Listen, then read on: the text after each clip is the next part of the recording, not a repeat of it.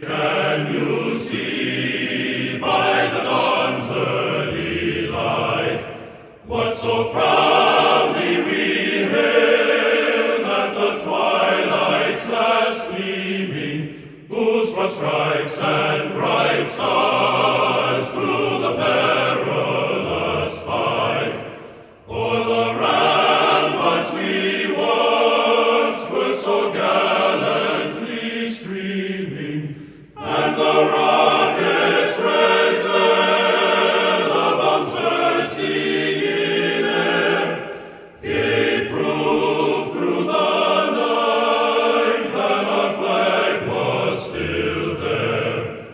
Oh, say does that star-spangled banner yet wave o'er the land of the free and the home of the brave?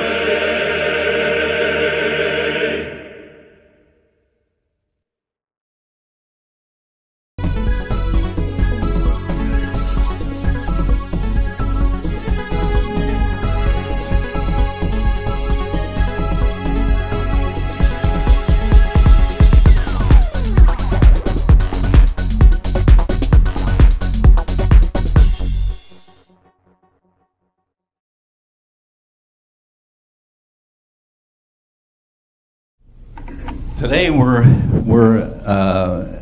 having an unusual namesake reunion here, Bob and I, and he has a son, Bob, and I do too. So I don't know where that genetic connection is, but we're glad that we have such a thing. But we invited Bob Ford, district judge here, who is going to tell us a lot about what he does. And I'm not too familiar with what a district judge does. I've never come up before one. Maybe that was a good start. But we can. But when you get to talk to him, he does a little bit about everything. He's involved with everything on the bottom level of legal organization of a community. And you don't really get to see him unless it's, say, at the Memorial Day Parade here in Sewickley, and then he goes by in a car and you think, well, wonder where he's going or where he came from. And so I'm anxious to hear what he has to say too today. But he's one of our own. He lives right down the street here. And Bob, I'll turn it over to you, and you can take this group wherever you want to go. Okay, well, I'd like to thank the Senior Men's Club for inviting me here today to give a little talk on the Magisterial District Judge job. And I'd like to start by giving you a little background on myself. I was born and raised here in the Quaker Valley area, and went to work fairly quick as a police officer. I've done that for 17 years prior to this job, to when I worked up to the title of sergeant. Once I got to that point, the police department had closed down, and so it was time to move on. At that time, my predecessor, had passed away right at that time. It was all just timing, basically. I always had some feeling to run for a position like that anyways through the years, but when that all fell into place, it just kind of came and fell, like I said, right into place. But starting as the police officer part of it, I worked for 5 different police departments in the area. It gave me a real good feel for the people in the area and how to handle different situations and conflict resolution. There was a lot of that went on. So it was a good background to come from and go into this type of job. I specialized in investigations and the crime prevention program itself. Also, a lot of traffic details were ran through there, and so it was pretty much into a lot of that stuff. In 2004, like I said, the police department closed down, and the man that held the position before me had passed away. I knew there was going to be a lot of people that ran for the job, so right away I ran out and went to the judge school out in Harrisburg that they offer, so I could have a little edge when I come back for the election. It was a good thing I did, because there was 9 people that ran the first time. So, and 6 of them, me being a non-attorney coming from a police officer background, I thought, well, that's going to be a little bit of a challenge. So there were 6 attorneys, and there was a political analyst that was there that he had received a lot of TV time and that, and I thought, how am I ever going to, take on that challenge? Also, like I said, the guy that was there before me in this job, his nephew was running, had the same name, so that was going to be pretty tough. When you're running elections, it's always a tough thing to go against. But turned out good, turned out to be a landslide victory, so I was quite happy with that. And it was a lot of work, a lot of going door to door, meeting the people in the area.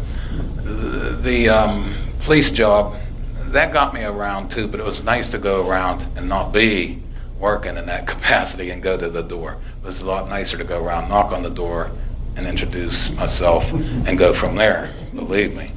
So fundraisers, that was another big part of it, as with any campaign. So, and then in 2005, since I went out and got the schooling early and did all those things, I come back, ran the primary in the spring, was fortunate enough to be appointed early, 6 months early, by the governor. And probably that wouldn't have happened had I not gone and had gotten the schooling and everything, because they were reluctant to make any appointments, because that sort of gives the incumbent a little edge, but it was going to be an inevitable thing in the fall anyhow, since I won both parties' nomination. So the first time that I ran, I told you there was 9 people that ran. That turned out good. The terms are every 6 years, so it gives you a little break in there to get out and start doing things again. The second time that I ran unopposed. I think because the numbers, they really looked good, so when you're coming in to run a race like that, you want to look at that. And I think that was what really helped the second time for nobody running. The third time, which was just recently, I had 2 more attorneys come out and run. One of them was the assistant attorney for the United States Attorney General's office. Now, they didn't put a whole lot into it, I don't think, because I just think they could have done a lot better when they ran. A lot of things I would have done differently, and I did.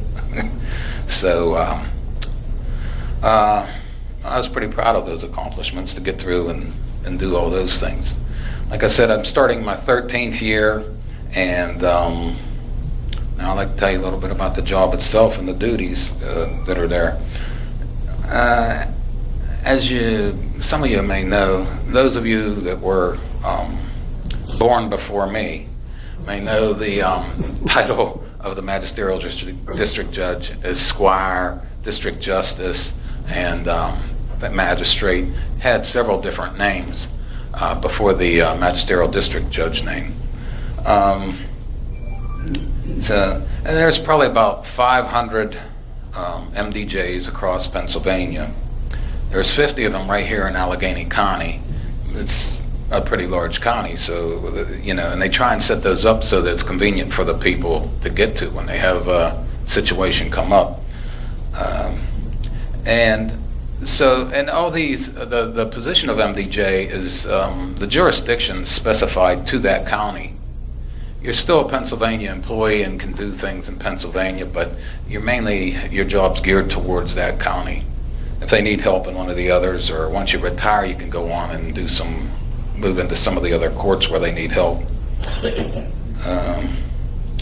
My immediate jurisdiction is the Quaker Valley area, and that's the 11 municipalities here, and also Franklin Park. It used to just be the 11 here in Quaker Valley, Glenfield, Hayesville, Osborne, or Glen Osborne, Sewickley, Bell Acres, Sewickley Heights, Sewickley Hills, Leetsdale, Leet, Edgeworth. So all those fall into that that category. And in 2012, when they did a readjustment of the courts, they started shifting some work around because they closed some of them down, so they had to move some of the work around. And that's how we ended up with Franklin Park, which is a big place in and of itself. Franklin Park is probably the size of this whole Quaker Valley area. At least when you look at the taxpayers there, there's probably 10,000 taxpayers there, 10,000 here. And this is the 11 communities. So that's one out there. It's so big. And what that means is with the 12 different municipalities, so every day I have 12 different sets of councils.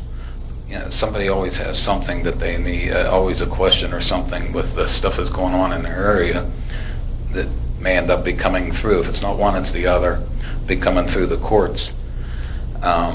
So it's nice to be there and answer those, because I'll tell you, they let you know if you're there and not one day. If you miss a day and have to go to a doctor's office, they think you're not there every day, you know. So I'm there every day, and I don't mind it. I have 8 different local police departments that deal right in the community with their cases.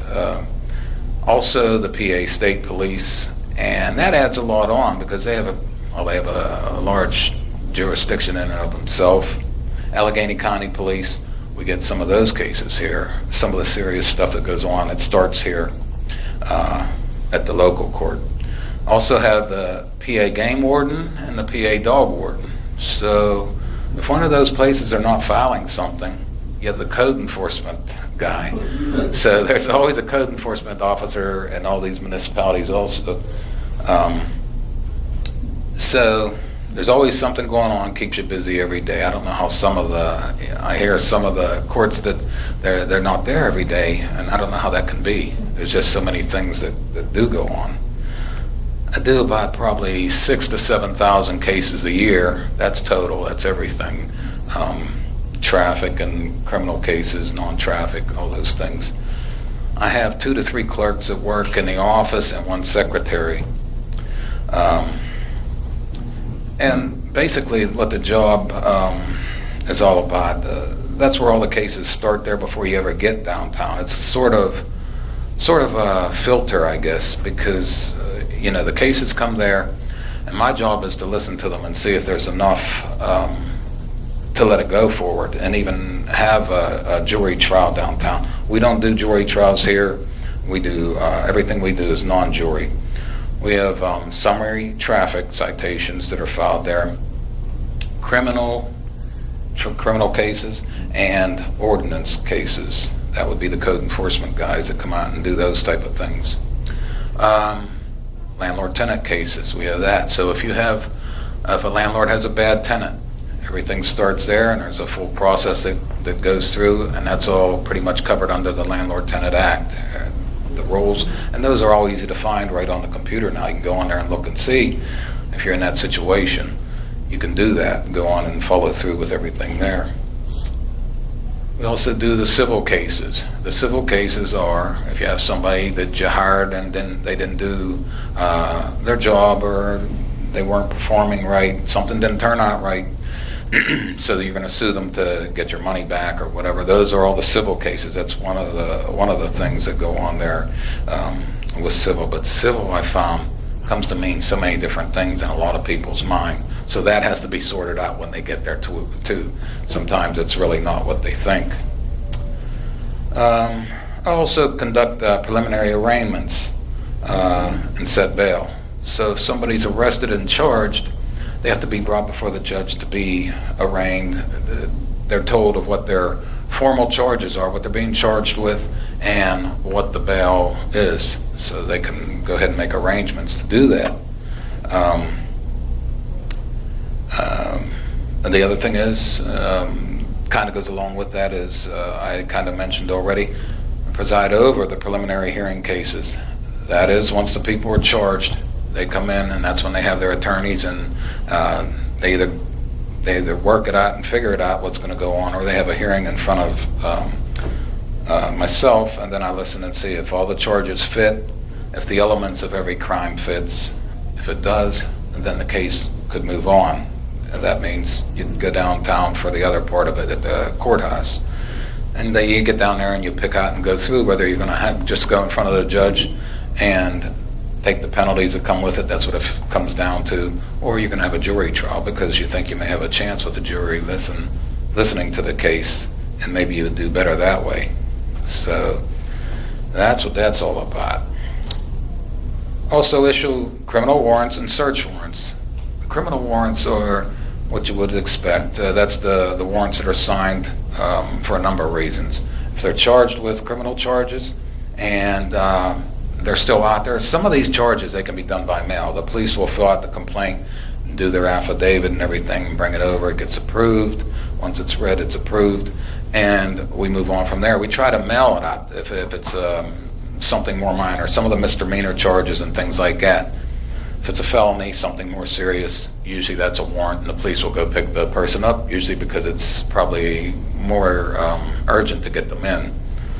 But so do that, the criminal warrants and the search warrants. Search warrants they usually fall part of that too. If they're doing a raid on a house or something, they're going to need a search warrant to get in there. Search warrants are only good for 2 days and only on fresh information. So you can't get out there, get a search warrant and just wait for, now all of a sudden one day the police can't come and knock on your door and it's 3 days late. That would make everything invalid there. So the other thing is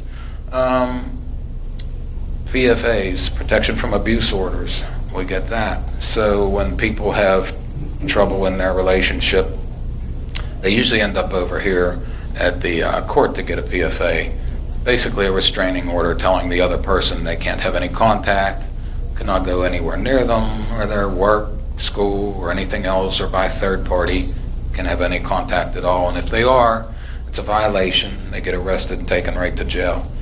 And usually on those type of charges, the person taken to jail usually don't get out for about a week. So sometimes that's enough to make them wise up and know that, you better start looking at things a little differently. That usually works. So that is that. We do a lot of those, but not a whole lot.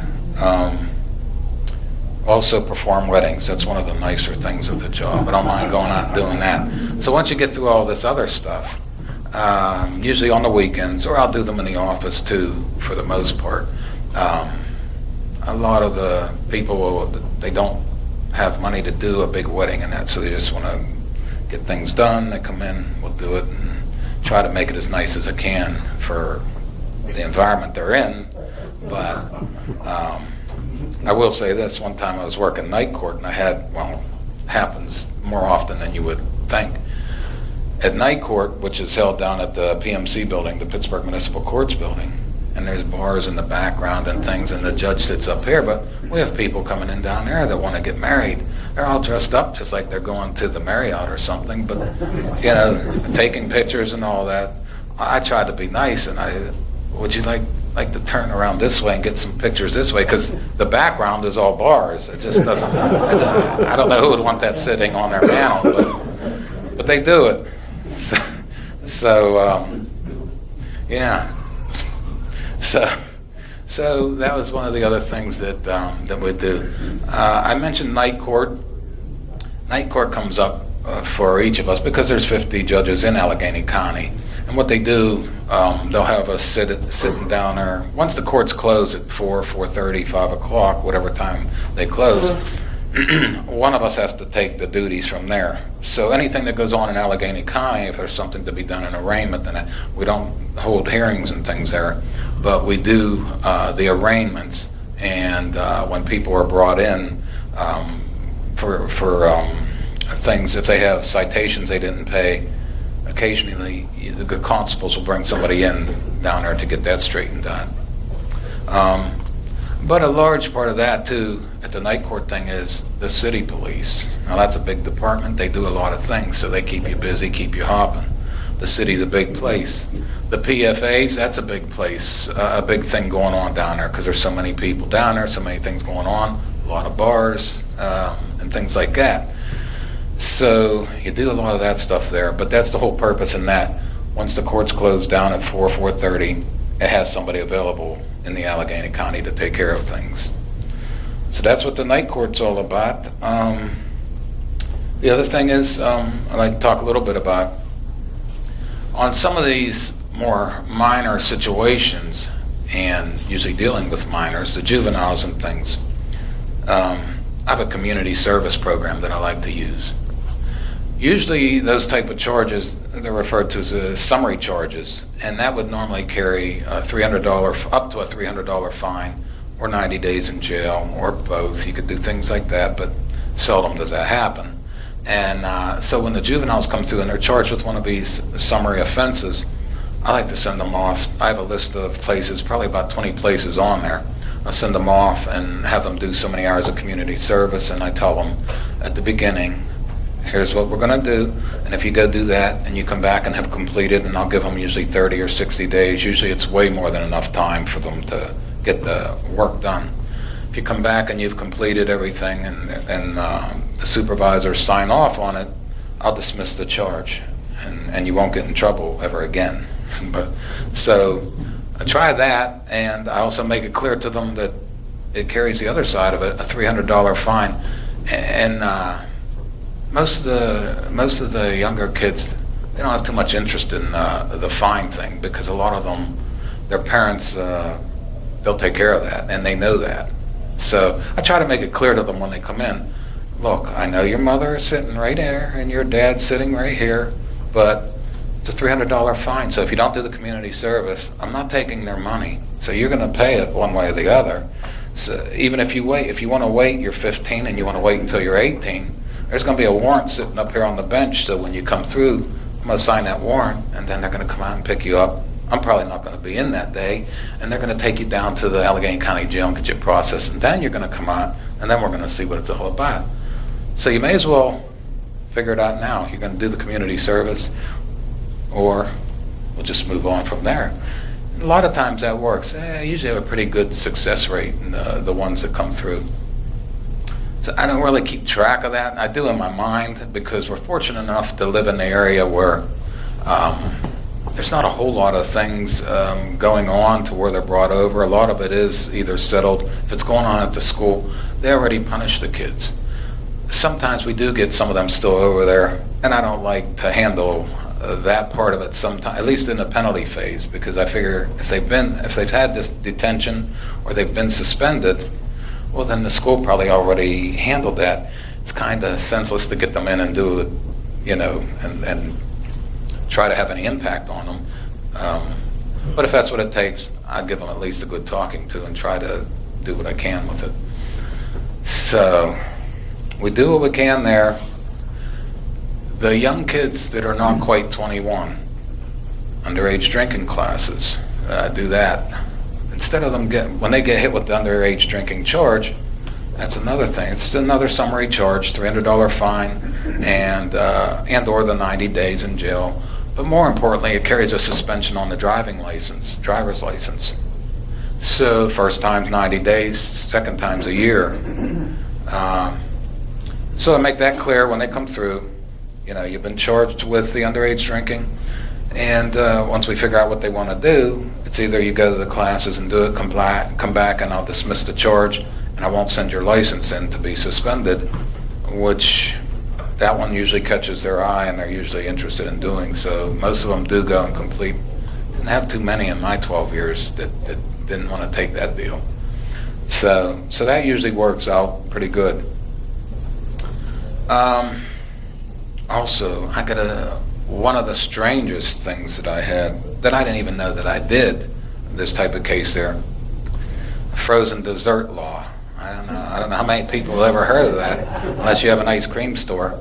But one time I had a case come across, and I'm like, frozen dessert law? Do I even do that? What?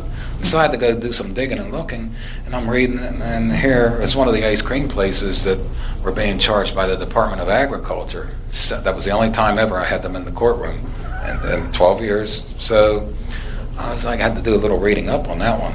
And here was how many milligrams of bacteria that were underneath the where the ice cream comes out. So we got that all sorted out and figured out and things like that. But that was just kind of a unique situation that I wasn't ready for. I knew all the other things pretty much, and so that was a little bit of a shocker. I think that's pretty much all I have, unless anybody has any questions. I think I covered Yeah, just I'm about sure everything. we're going to have a lot of questions. Yeah, I'll start out. I just listed 5 questions in my head, but I got to ask you the top one. How do you keep a good sense of humor? You're an obviously easygoing guy with a good sense of humor. How do you handle lower courts with today's climate and culture? And I'll defer my other questions till later. That is a tough one, and I'll tell you, because some of the things, once you get into some of these cases and some of the stuff that comes out, it's I don't want to say funny, but it is either unusual, strange, a lot of things that come out, and there's other people sitting in the courtroom, and you can just see people sitting around kind of thinking the same thing, like, where did this come from? So it is tough, but the easiest thing, or the only thing I can really say that kind of helps me, is not to look up at the people in the courtroom. You gotta keep your head in the game and kind of stay with what's going on here as far as the paperwork and that. So that helps a little.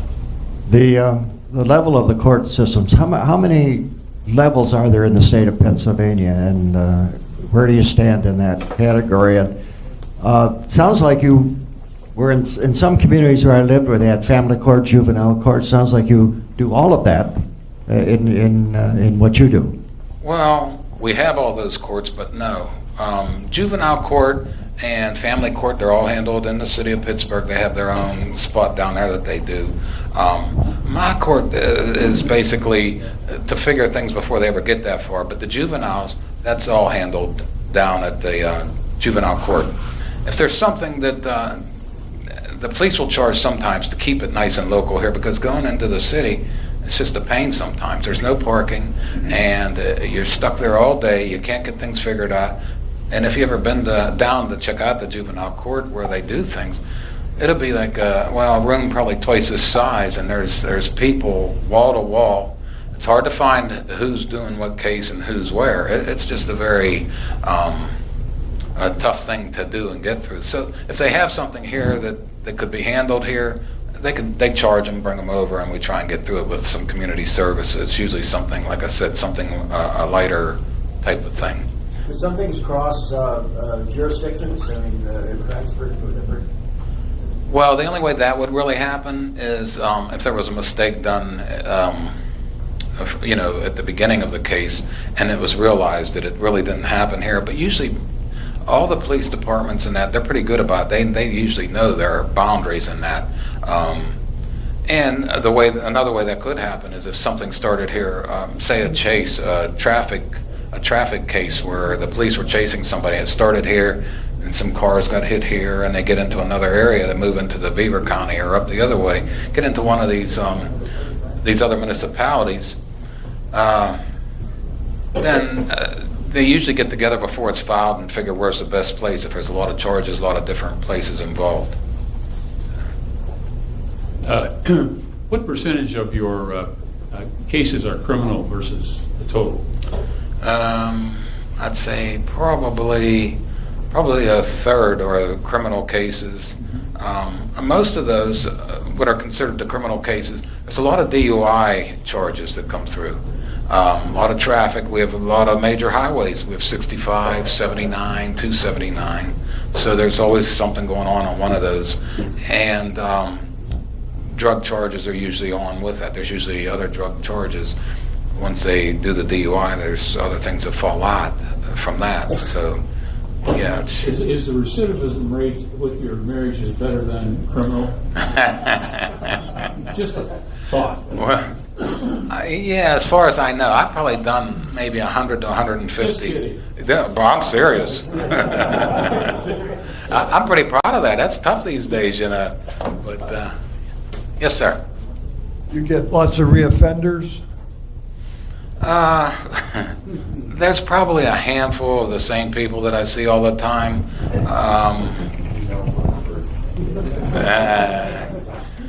Yeah, that's pretty much the case. But yeah, we get a handful, but not a whole lot. Yeah. Yes, sir. 7,000 cases a year, I think you said. 6 to 7, yeah. 250 working days, that's about 25 or so per day. When do you go to lunch? A lot of the times I'll just take it there and stay there because, like I says, a lot of times that's when a lot of people get off their job and run over on lunchtime to take care of things. So I try to be there for the most time. If not, I'm close enough to where I can get back. I live a mile away from the office, so that's not really a difficult thing for me. One other question. That recent case of the lady going the wrong way on 79 and fatal accident, is that coming into your jurisdiction now? I haven't gotten anything on it yet, and I'm not quite sure where that happened. If that was just above the line, if it was in Franklin Park, it'll probably come down, depending on what they charge them with now. But it sounds like it will come this way. I haven't gotten anything on it yet, though. Yeah. How many veterans, and then there's a veterans court downtown, but how many veterans do you have come through your court? Well, it's hard to say. I mean, they usually don't identify themselves when they come in as a veteran. So sometimes it's tough to say on that. But thinking back, the ones that I do know, it's not really a whole lot. No. Okay.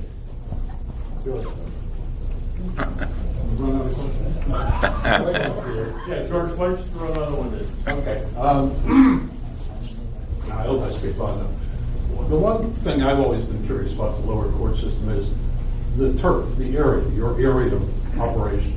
Okay, we have Mary Murray up in Moon, and Coriolis and everything. And you got yours, and you talked about the 12 different areas, 1 to Right. 12. Who determines that? How often is that done? We have redistricting as a subject here last week. And I'm just curious, how, when they do, you said they did it in 2012. Right. Who does it?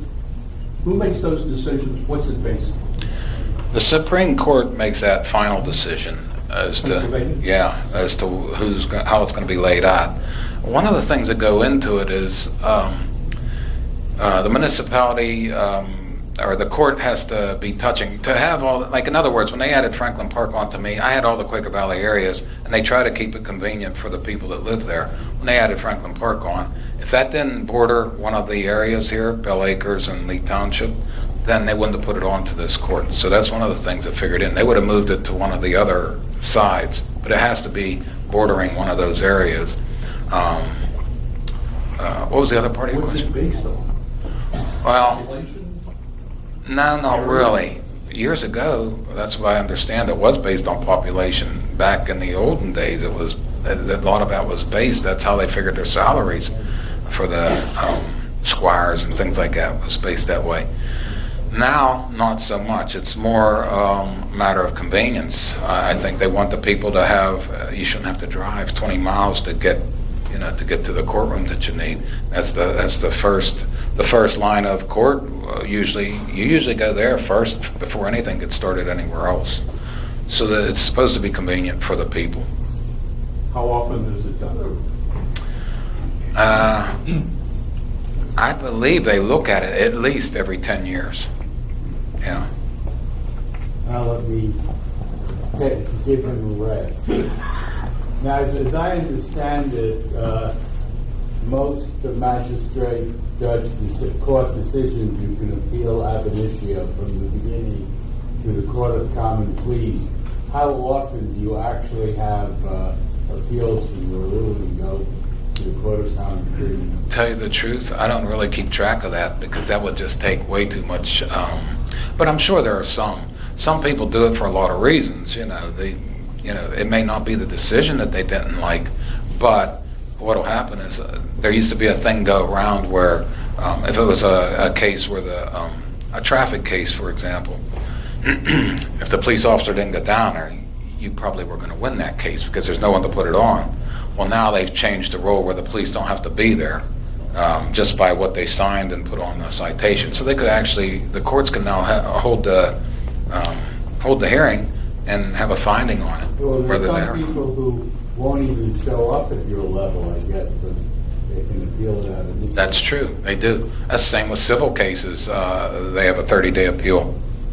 And some of them will do that. They won't come to the court here.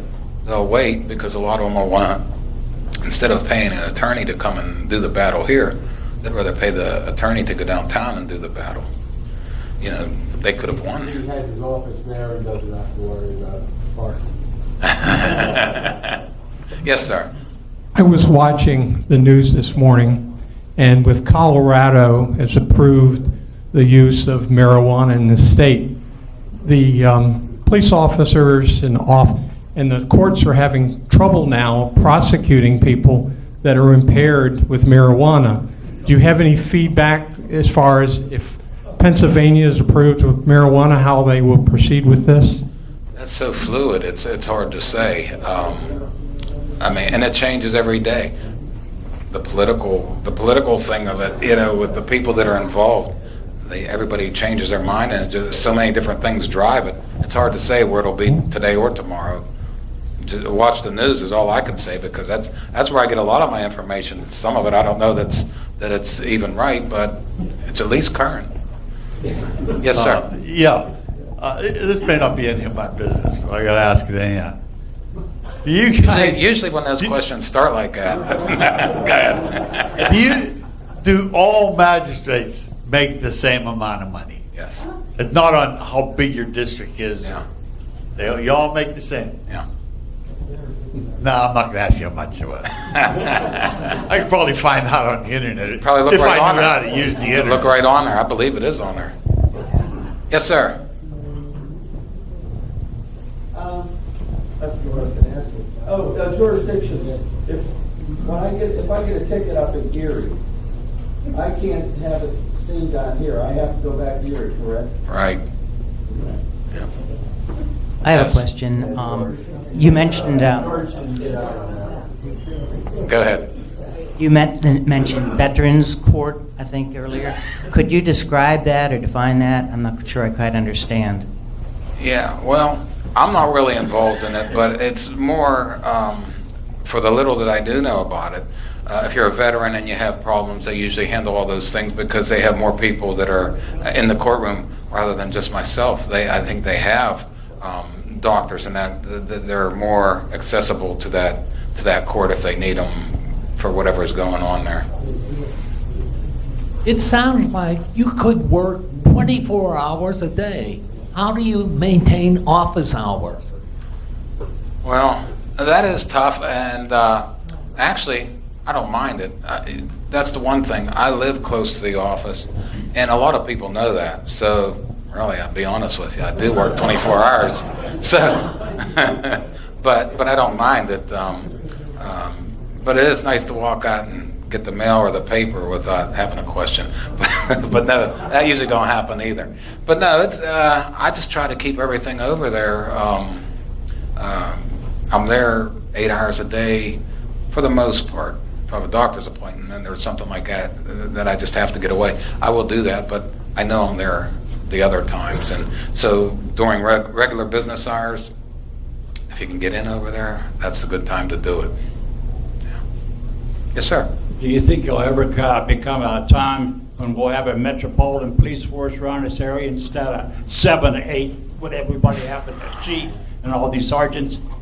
There has been talk on that ever since I can remember. And I remember a lot of different meetings and that ever went on about that. But to answer your question, not in my lifetime, I don't think. And the reason for that, I think, is because these municipalities don't want to give up their identity. I mean, all these council people and things like that, it seems like when it gets down to the nitty-gritty, the people don't want to give up. They like the idea of having, rather than having one. Yeah, well, that's happened, and I know at least a couple of places around here that happened. And the people that were living there, they didn't want to put up with that too long. But they had the state troopers, not taking anything away from them. They do a good job and everything, but they're just sliced so thin. So it's tough to get out into these smaller. They're doing all the traffic things on the highway, crashes and stuff like that. So by the time they get over, if you think you're going to have them come over and handle your dog complaint, the dog next door barking, that might take a while because they're going to be tied up, I think. Okay, George, one more question. Two. Okay, one's a softball. Or is it true that you're keeping a journal of notes so that you can write a book or produce a TV comedy program? That's not true. Partially not true. I often thought about it, never did it. I have a little notebook, and I thought, one of these days I got to write some of these things down. But I never find the time to do it. The book's empty. Wished I would have, though. Yeah, why? Because that program in reruns is, Night Court is so rich in comedy, and you're perfect for that. Well, thank you. Serious question, though. Being in the lower judiciary and any judiciary today, judges have come under threats. Have you received any threats in your tenures? We do get threats over there. Some of it is sent in the mail. Usually it's that way. A lot of the time, my office is situated in the back and the staff is out front. And recently, in the last, maybe 5 or 8 years, we've had that closed in to keep them petitioned off from the people that come in. Usually they come in, you'll have a little noise out there and things, but I keep my ear peeled pretty good to the outside. And then usually it just takes, somebody's in there getting loud or things like that or disorderly. If I walk out, usually that's enough to get them back under control. Threats though, had some in the mail and things like that. Some of them, what it is, the main ones that we have are not necessarily they're going to come and kill and do things like that, but because those things get jumped on right away. And so do some of these other things. But usually it's something we get. I've had numerous ones of these, and so have the other courts. The free men that's out there, the ones that they don't think, they have their own group where they don't think that they have to go by the laws here, that we have. And they have their own set of rules and laws that they go by. So what they'll do is, if they're traveling down the highway, get picked up for something, and then they have a case over there, they'll send paperwork saying that they don't, and it's all, they take it to a notary, they get it all stamped, time-stamped and notarized, and they send things in, papers saying that they're not coming, they don't go by our laws, they're not required to have a driver's license. They just go through the whole gambit, and then they try to take it a little bit further. They name everybody in there, all the police that were involved that stopped them, and all the municipalities that they were in, and the court and the judge that they were supposed to come in front of. And then they just take foul, frivolous cases and things against you downtown. They get it tied up in the courts, and it takes a lot to get that straightened out. You call it Freemen? What? That's their name, Freeman. That's their name of their group is the Freemen. Yeah. Religious group or? They're just. I can't believe. Has anybody ever heard of that in here? No. They're kind of an anarchist group. Yeah, Organized? kind of. Yeah. And but they're mostly from out west. They have a lot of them out there. We do have some here, though. I mean, we do get them from time to time. Yeah, but that's the biggest threat because you just never know when. I've had a couple come in and actually go through the hearing, and they were just defiant on everything. I mean, they no reasoning at all. I mean, I try to explain things, and they just don't want to hear it. So they don't recognize the law, the Right. Constitution of the United States? Right. They have their own. They do their own thing. Yep. Yeah. Yes, sir. Oh, I'm sorry. I'll come back to you. Yes, Bob. What can happen if someone does not pay a $5 parking ticket? You would know. If you don't, well, usually the worst case scenario on that is once it travels through the court system, it gets put onto a bigger citation. If you don't pay the smaller amount, it'll get put on to a bigger one, a state citation, and then there's a lot more cost involved and things like that. So that $5 ticket will usually go up to, say, $60, $70. And if you ignore that, when you get that in the mail, then it goes probably to like $150 to $200, because then the constables are coming out looking for you. And when they come out and get you and bring you down, then they hit you for the mileage that they go and all those things. So yeah, for $5 you could end up at a couple $100. Hey Bob, you better pay your ticket. Yes, sir.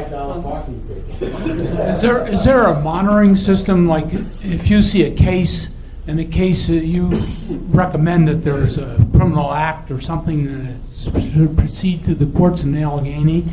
I know before for this new administration that's running the county, to me, has really responded a lot better than it was in the past. Because in the past, sometimes I would see child abuse cases and report it, and nothing was done. So what happened is you had to literally apply pressure that you were going to report this to the news media, and then the county people would respond. But then all of a sudden, the county government seemed to pay attention to this problem and proceed with the thing, because there are a lot of people who just were left out, not really getting a response that they should from the county government.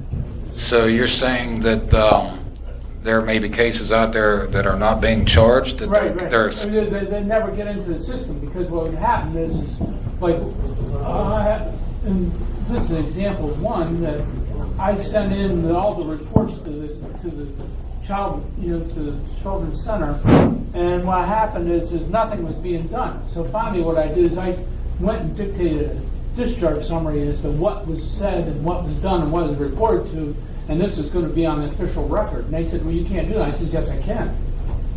And I said, and then all of a sudden they were out taking care of this child. But I mean, So when you say I they, don't want to see people slipping through the system. Well, when you say they, you're talking about children, youth, and families, I guess? Yeah. Yeah. Well, that is a tough organization, and like with anyone else, I mean, I know that does happen because they're another organization that's cut thin with people, and they don't, not that that's a good reason, but it does take a while for them to get to come out and check things out. And the other thing is, what you may not think's getting done, it may be because when they do start those cases, children and youth, when they start those cases, they usually give a call before they come out and let the person know they're coming out. So at that point, when they come out, the household could be straightened up, cleaned up, everybody's in good order then. Sometimes that's what happens. By the time they get there, they'll call them and tell them they're coming out next Friday. So a lot of things could happen between then, and that's might be what you're seeing.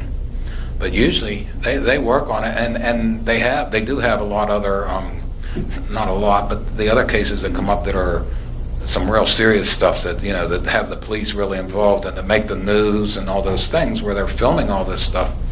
They they jump right on top of that. But if it's the neighbor down the street calling and saying, "My neighbor's kids are doing this and they're out all hours of the night and they're young and running out into the street," they may not make it that far.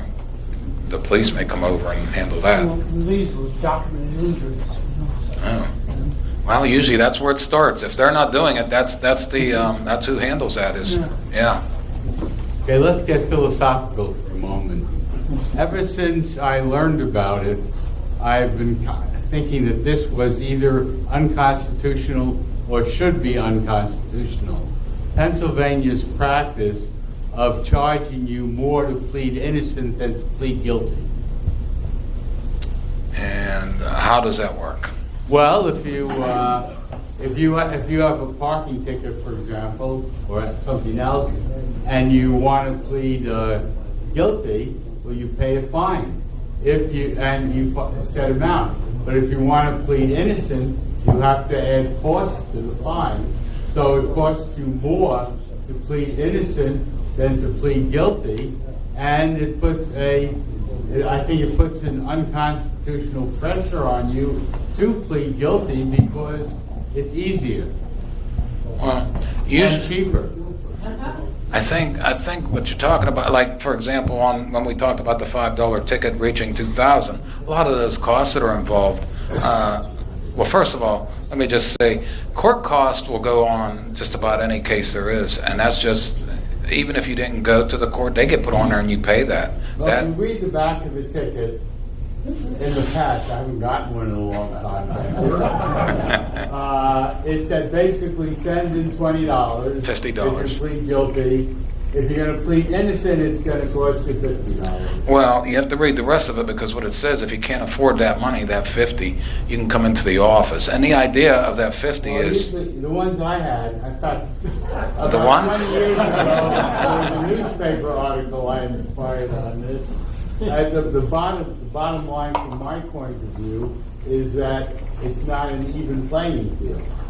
You're trying to coerce someone to plead guilty when they're innocent. Yeah, usually, well, all the citations that I've seen come through, and if you read the back of them, it'll tell you to put up $50 as a bond, and you would get that back if you come in there and win. You would get that money back. There are court costs that are set on there, and those court costs are basically set up for the filing of the papers. But when you appeal, there are non-refundable costs you have to pay to appeal. That's another constitutional question, but I didn't bring that one up. Well, John, he's a retired attorney. That's true. You do file down there when you go downtown, file the appeal. Everything goes down there, and yeah, you don't get those monies back. But as to why, The system. I come from New York originally, many years ago, and the system seemed more set up in Pennsylvania to discourage people from exercising their right of pleading innocent. that could be. I've never heard it put that way, but As you yeah. go through your day, see if you think I'm right. I will do that. I will do that. I'll keep that in mind. And when you retire, you can write a law or a journal article on it. Bob? Yes, sir. Bob, I wanted to ask you, what do you do with teenagers or anyone who's caught with drugs, say during a routine stop by the police, or what this opioid business is taking a big center stage right now. Is there a protocol that these individuals go through to determine their guilt or innocence, or what happens to them? When those cases get charged, those usually all depend on what they're charged with, and if it is some of those drugs, like, and what other charges, that are put onto it. If it's a DUI and they're finding drugs and things like that, a lot of times we won't. There will be cases that come in, and sometimes the attorneys they'll take a charge off here and there, and then they'll end up waiving the case, meaning they don't have the hearing in front of me. They'll waive it and take it downtown and just goes through because they felt, I guess, they worked something out, took a few charges off and lessened the charges, so then they go down there and figure what they're going to do, whether they're going to go jury trial or go in front of the judge and take the lumps for it, because sometimes that'll just result in something like ARD, where you go to the classes and things like that. Some of them will just work out to that and do that. But the charges, the other charges that you're talking about, maybe the drug charges, usually at that point, the police will take and they'll send it to the crime lab and get it checked to find out exactly what it is and figure it out from there. And if it is that, they do end up charging that, and it stays on and go from there. So I don't know if that answered your question. But hope so. Okay, we're adjourned.